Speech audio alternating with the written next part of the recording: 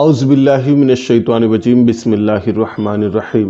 اعلان نبوت کے 12ویں سال 27 رجب المرجب کو پیش آنے والا سفر معراج قدرت کے بے شمار عجائبات کا مجموعہ ہے۔ معراج کی رات پیش آنے والے غیر معمولی امور میں سے ایک امور یہ بھی ہے کہ اس سفر میں پیارے آقا صلی اللہ تعالیٰ علیہ وسلم نے مختلف آوازیں سنی۔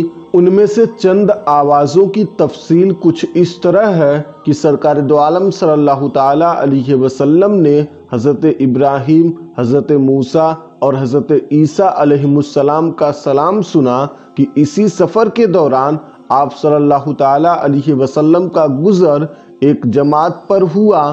انہوں نے آپ کو ان الفاظ کے ساتھ سلام عرض کیا: السلام علیکہ یا اولو، السلام علیکہ یا آخرو، السلام علیکہ یا حاشرو۔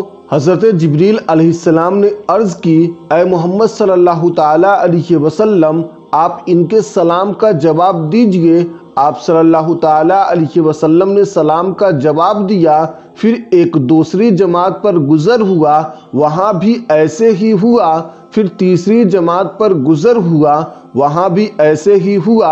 بعد میں حضرت جبریل علیہ السلام نے عرض کی: وہ سلام کہنے والے حضرت ابراہیم، حضرت موسیٰ اور حضرت عیسیٰ علیہ السلام تھے۔ اور سرکار دو عالم صلی اللہ تعالیٰ علیہ وسلم نے سفر معراج کے دوران حوروں کی آواز کو بھی سنا، جیسا کہ حضرت انس رضی اللہ تعالیٰ عنہ سے روایت ہے کہ رسول اللہ صلی اللہ تعالیٰ علیہ وسلم نے ارشاد فرمایا: معراج کی رات سیر کے دوران میں جنت کے بیدخ نامی مکان میں داخل ہوا، جہاں موتیوں، سبز زبرجد اور سرخ یاقوت کے خیمے ہیں۔ حوروں نے کہا: السلام علیکہ یا رسول اللہ۔ میں نے پوچھا: اے جبرائیل، یہ کیسی آوازیں ہیں؟ انہوں نے عرض کی: یہ خیموں میں پردہ نشین حوریں ہیں۔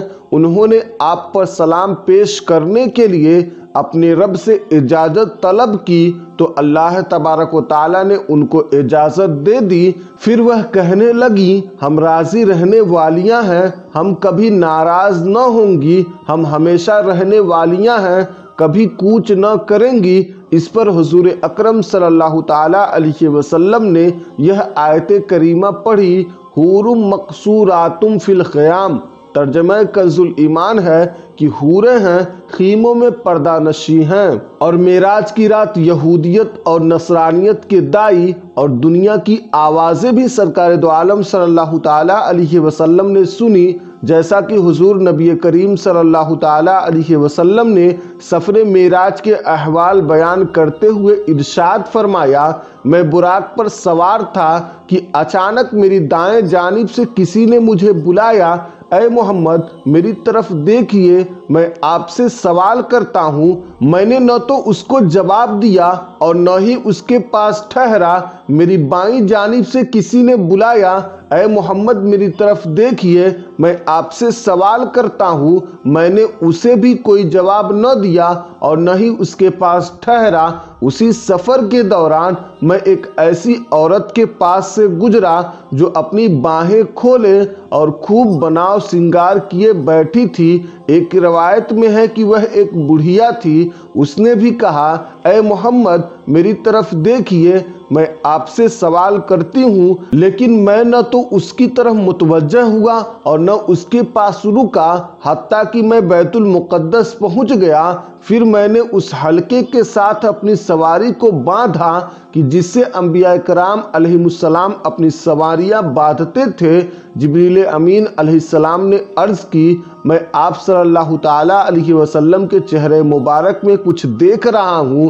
میں نے کہا: جب میں سفر میں تھا تو میری دائیں جانب سے مجھے کسی نے بلایا تھا: اے محمد، میری طرف دیکھیے، میں آپ سے سوال کرتا ہوں۔ میں نے نہ تو اس کو جواب دیا اور نہ ہی اس کے پاس ٹھہرا۔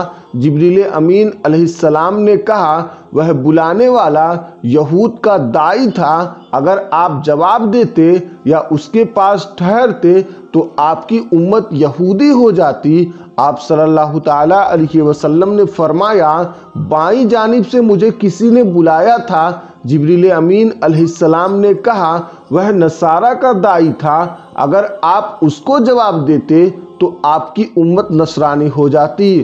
اور باہیں کھولے کھڑی ہوئی عورت کے بارے میں حضرت جبریل علیہ السلام نے عرض کی وہ دنیا تھی، اگر آپ اس کو جواب دیتے تو آپ کی امت دنیا کو آخرت پر ترجیح دیتی۔ جبکہ دوسری روایت میں ہے کہ جس بڑھیا کو آپ نے راستے کے کنارے پر دیکھا تھا، جتنی عمر اس کی باقی رہ گئی تھی اتنی ہی دنیا کی عمر باقی ہے۔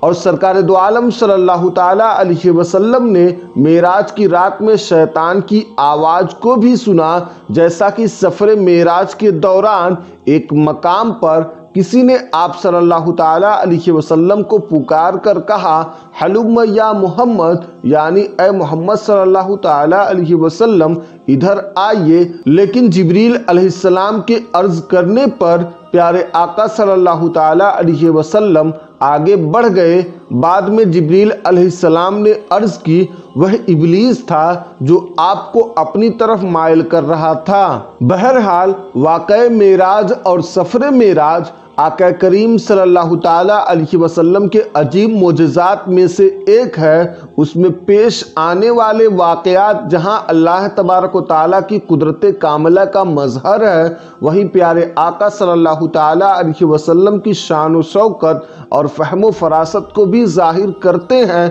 اور یوں کی اس سفر میں اللہ کے نبی حضرت ابراہیم علیہ السلام اور حضرت موسیٰ علیہ السلام اور حضرت عیسیٰ علیہ السلام کا آپ صلی اللہ تعالیٰ علیہ وسلم کو سلام کرنا، اسی طرح پردہ نشین حوروں کی جانب سے سلام عرض کیا جانا وغیرہ یقیناً آپ صلی اللہ تعالیٰ علیہ وسلم کے عظمت کے نشانات ہیں۔ اور پیارے آقا صلی اللہ تعالیٰ علیہ وسلم کی فہم و فراست پر بھی قربان جائیے کہ یہودیت اور نصرانیت کے داعی دنیا اور شیطان نے آواز دے کر اپنی جانب متوجہ کرنے کی کوشش کی، لیکن آپ صلی اللہ تعالیٰ علیہ وسلم نے ان کے پاس رکے بغیر آگے تشریف لے گئے، جس سے آپ کی معاملہ فہمی اور معاملے کے دور اندیش نتائج سے آگاہی کا اندازہ لگایا جا سکتا ہے۔ اللہ تبارک و تعالیٰ اپنے پیارے نبی صلی اللہ تعالیٰ علیہ وسلم کی امت کو شیاطین